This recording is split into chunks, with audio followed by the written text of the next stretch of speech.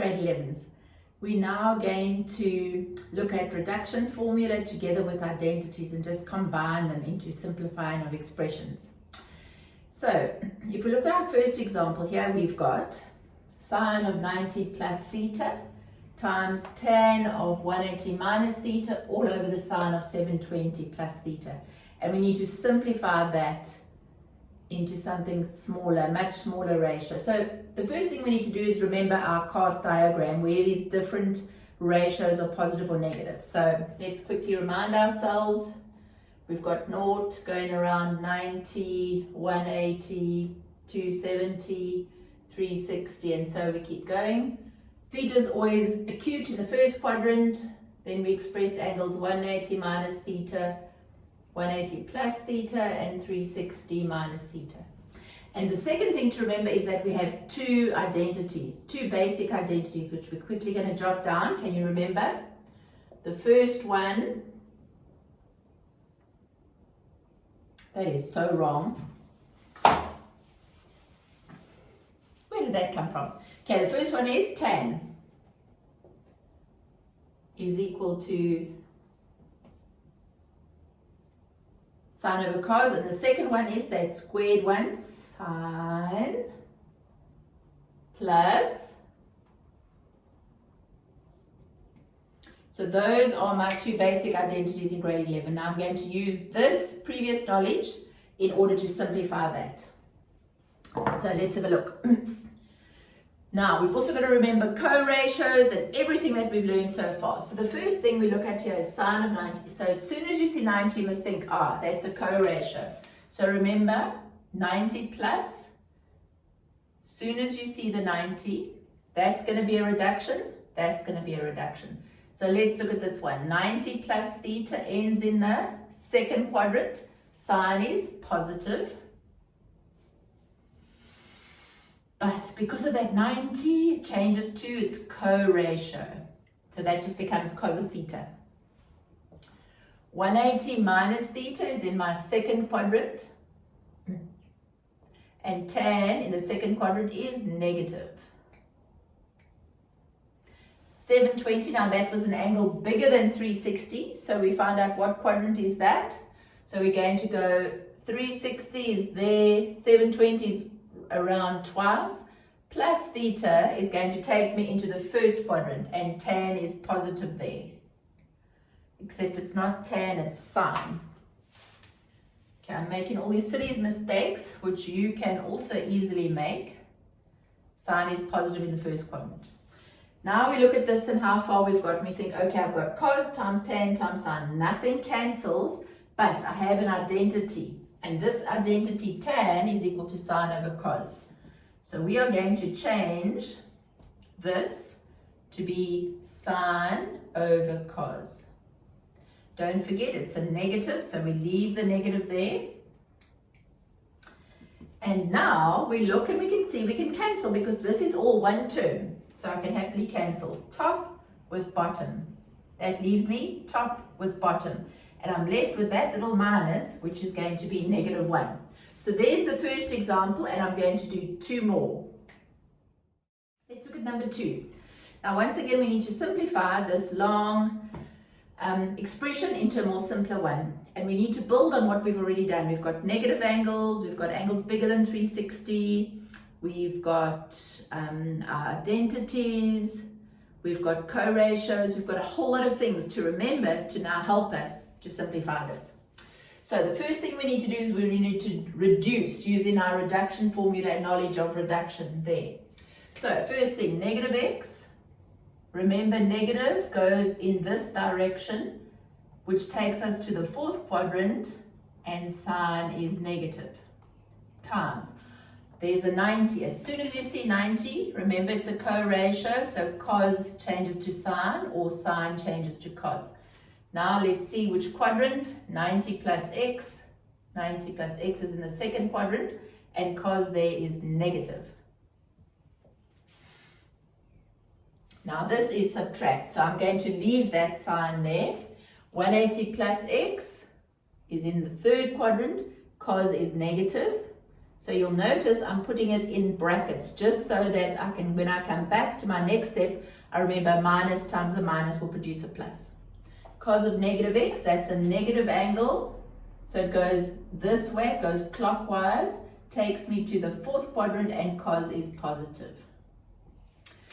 You'll notice my two identities there, which we haven't needed to use yet, maybe just now. Okay, keep going. Now I want to neaten my expression and always get rid of these extra signs as in pluses and minuses. Okay, so minus multiplied by minus is a plus. Sine times sine we can write as sine squared x. Let's keep going. A minus times a minus is a plus. So that whole term becomes plus. Let's put it there. Cos x times cos x is just cos squared x. My goodness, look at this. Sine squared plus cos squared. What's that? It's an identity we recognize. Through use, we recognize that immediately is just equal to 1. And we're done. Now we're on to example 3. Once again, we need to simplify this expression here. Let's just take a step back and look what we've got. I've got tan of 2 to 5. That I need to reduce because it's bigger than 90. So I need to reduce that. Reduce, but that is a co-ratio because of the 90. And that also needs to be reduced. So that's my first step. So 2 to 5 takes me to the third quadrant. And remember that is 180 plus theta to give me 2 to 5. So tan is positive. And that'll be 2 to 5 minus 180, which is going to be 45 degrees, which we'll notice is a special angle. Sine of 180 plus theta is in the third quadrant, so that is negative. Stick it in brackets, times co-ratio 90, so cos changes to sine of theta. Then at the bottom, cos, so it stays cos. Let's see if it's positive or negative. Now remember, there's two ways of doing this. If it's theta minus 360, I can just go plus 360 because that won't change its value at all because I'm going all the way around. So that just becomes cos of theta. Because this is then going to be theta minus 360 plus 360, that cancels out, so it's just theta. Next step, we're going to neaten up and change what we can. So if we look here, tan of 45, let's quickly remember our special angles. 45, 1, 1, root 2. Or if you remembered, it would be root 2, root 2, 2. Okay, you can do either of those, it really doesn't matter. So tan of 45 is going to be 1 over 1, which is 1. Plus, let's just neaten this up. A plus times a minus, remember, let's get rid of that. A plus times a minus is a minus. Sine times sine is sine squared theta, all over cos theta. Now we look here and we think, oh goodness, 1 minus sine squared and cos theta. But I'm hoping this is going to trigger one of your identities, because if we move across to identities here, remember sine squared plus cos squared is 1, but we can rearrange that. So I want to rearrange it to look something like that, so I can. Cos squared theta equals 1 minus sine squared. So 1 minus sine squared theta can just be replaced with cos squared theta. All over cos theta. And what can I do there? Exactly, I can cancel. So my final answer is a nice, easy cos theta. Good luck. And I'm going to add one more just for luck, number 4. Okay, here's your number 4. So now you'll notice if you look at this question, still simplify. We've got tan of 135, cos of 320, cos of 140, sine of 220, and cos of negative 50. So we've got a whole lot of things happening there. The important thing first to remember is this is without a calculator. So we've got to make use of all our previous knowledge. So the first thing we need to do here is reduce. So what quadrant are we working in? And reduce. So let's go through each of these. I'm going to try and move quite quickly. So 135 is in the second quadrant, so that will be negative tan 45. Because I'm assuming now you know how to reduce all of these. Okay. Minus 320 is in the fourth quadrant, cos is positive. 360 minus 320 is 40. 140 is in the second quadrant, cos is negative, so that's negative cos 40.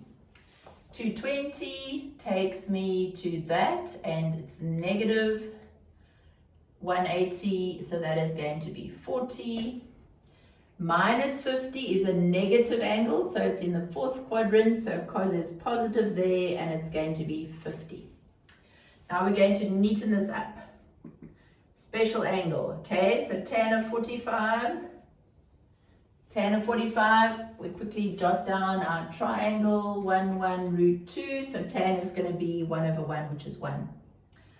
Let's go a minus times a minus is a plus, cos 40 times cos 40 we're going to write as cos squared 40. Minus times a plus is a minus, okay, so let's see.